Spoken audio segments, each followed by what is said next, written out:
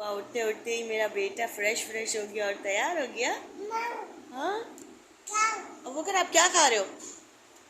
हाँ नहीं, क्या है? जानो आप क्या खा रहे हो? हम्म?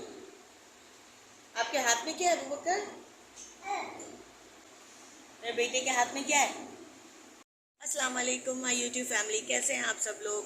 आई होप कि आप लोग सब बिल्कुल ठीक होंगे। अल्हम्दुलिल्लाह मैं भी बिल्कुल ठीक हूँ। आज है फ्राइडे का दिन और मैंने अबू बकर को सुबह सुबह ही तैयार कर दिया था, फ्रेश फ्रेश करवा कर, ताकि ये कि अबू बकर फ्रेश हो जाए, नाश्ता वाश्ता करने के बाद वो खेलता रहे तो मैं अपना काम जल्दी जल्दी निपटा लूँ। आप क्या कर रहे हो?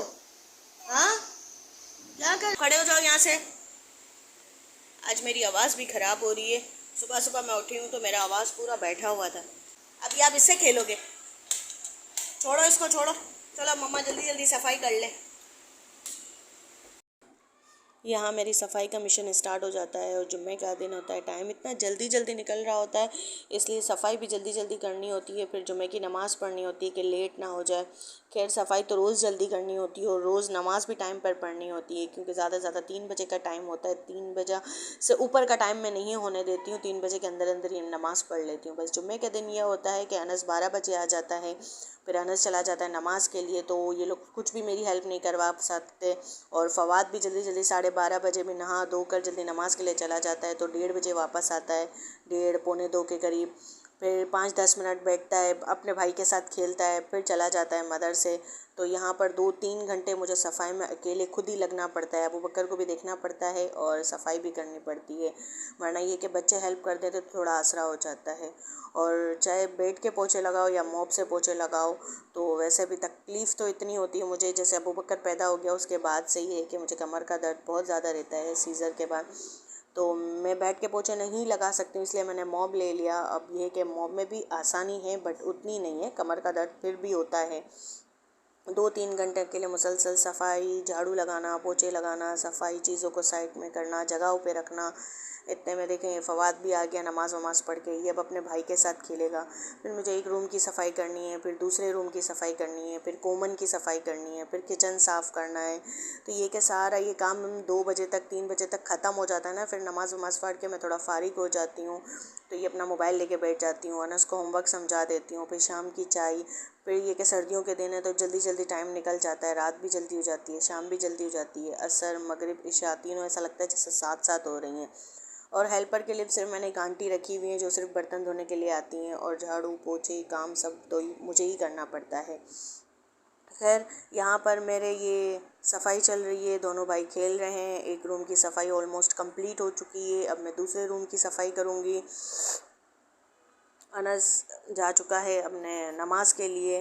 तो यहाँ पर ये है कि दूसरे रूम में ज़्यादातर तो हमारा इतना नहीं इस्तेमाल होता है, लेकिन ये कि मेरे हस्बैंड और अनस यहीं सोते हैं, तो यहाँ पर हर चीज़ फैला देते हैं, हर चीज़ फैला देते हैं। यहाँ हम लोग नमाज़ भी पढ़ते हैं। तो ये साइड का कॉर्नर है जहाँ पे सिलाई मशीन रखा हुआ है, वहाँ मैं नमाज़ पढ़ती हूँ। ये मैंने कपड़े धोए थे तो इतने धुले हुए कपड़े चेयर पर पड़े हुए थे, उनको तय करके रखने थे। मैंने यहाँ पर टेबल की सफाई की है, शोकेस की सफाई की है, फ्लोर की सफाई की है, फिर झाड़ू लगाया है, फिर पोछा लगाया है। तो इसमें मेरे सफाइयों में आराम से 2-3 घंटे निकल जाते हैं। बस ये है कि मेरा मिशन यही होता है कि जब इसके दोनों भाइयों अनस फवाद हों अबू बकर के पास, तो उसके साथ खेलते भी रहें, बातें करते रहें, ताकि वो मुझे सफाई के दौरान परेशान ना करे और मेरी सफाई ख़त्म हो तो फिर मैं नमाज़ के लिए बैठूँ। तो यहाँ पर बस यही मैं मिशन में लगी हुई थी कि जल्दी जल्दी मैं अपना दूसरा रूम भी क्लीन कर लूँ। फिर मुझे कॉमन भी क्लीन करना था, मुझे किचन भी क्लीन करना था, और फिर मुझे फ़्रेश होकर नमाज़ के लिए भी बैठना था। ये देखें यहाँ पर बस मेरी सफाइयाँ चल रही हैं। यहाँ पर एक एक चीज़ को साफ़ करना है मुझे, वॉशिंग मशीन को साफ़ करके रखना है, एक एक चीज़ को हटा हटा कर कपड़ा लगाना है, झाड़ू लगानी है, मॉपिंग करनी है। तो ये मेरा मिशन इस तरह स्टार्ट है, क्योंकि मैं रोज़ डेली बेसिस पर इस तरह के काम करती हूँ ना, ताकि ये कि एक दिन फिर मुकर्रर ना कर सकूँ कि भाई डीप क्लीनिंग करनी है, डीप क्लीनिंग करनी है, तो सर पे टेंशन होती है। डेली बेसिस पर अगर हम ये सफाई कर लेते हैं ना, तो घर भी साफ़ रहता है और रोज़ के 2-3 घंटे में सफाई भी हो जाती है और फिर टेंशन भी ख़त्म हो जाती है। और फिर हमें क्या है कि एक दिन मुकर्रर नहीं करना पड़ता कि भाई हमें डीप क्लीनिंग के लिए एक दिन रखो हफ्ते में, तो पूरी डीप क्लीनिंग करो। ये छोटे बच्चों का साथ होता है तो डेली बेसिस पे ये सारा काम हमें करना होता है। तो इसीलिए मैं डेली बेसिस पर ये है कि कभी बच्चों को कह देती हूँ कि बेटा टेबल साफ़ कर लो, कभी शोकेस पे कपड़ा लगा दो, तो ये लोग मुझे कपड़ा लगा देते हैं, कभी फ्लोर साफ़ करके दे देते हैं। बट जुम्मे का दिन ऐसा दिन होता है कि बस हर किसी को जल्दी जल्दी मची हुई होती है।